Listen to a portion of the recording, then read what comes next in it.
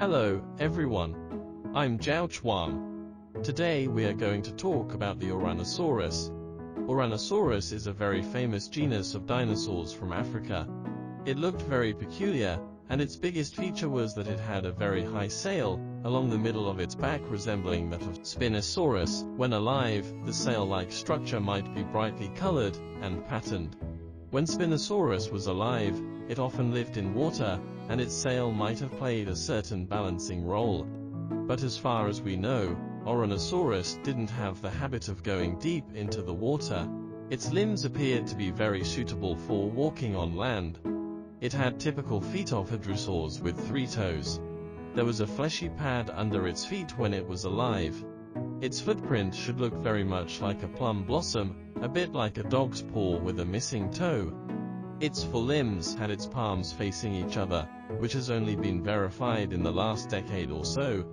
Its forelimbs were the same as those of sauropods, with the toes being erected.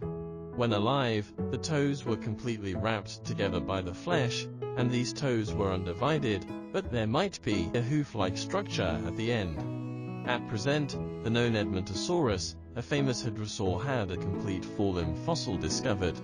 This part of its front paws had a horseshoe-shaped hoof. However, we don't know much about other primitive species, which might have 3 smaller hooves, as this model shows. There was a small spike on the thumb of its forelimb, which was inherited from its ancestors, such as Iguanodon. But for the hadrosaurids, the spike on the thumb had shrunk or disappeared. Its tail stuck out backward rigidly.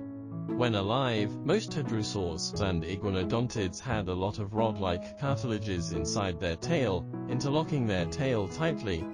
So, it used to be thought that its tail couldn't swing very flexibly, but now we know that the cartilages could slide between its muscles, so its tail could still form a simple S shape like this to a certain extent. In addition, the head of Ouranosaurus had a feature, that is, there were 2 small spikes in front of its eyes. This is an important feature of it, which is rarely seen among hadrosaurs. One of the most well-known dinosaurs was called Marasaura, and it also had 2 spikes on the front of its eyes. Although we don't know what the differences were between the spikes in the juvenile and adult stages of Ouranosaurus, there is complete fossil evidence that the 2 spikes of Marasaura varied.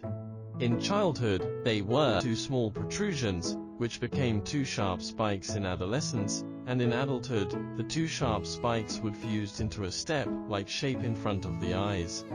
Good, the above is some information about the Ouranosaurus.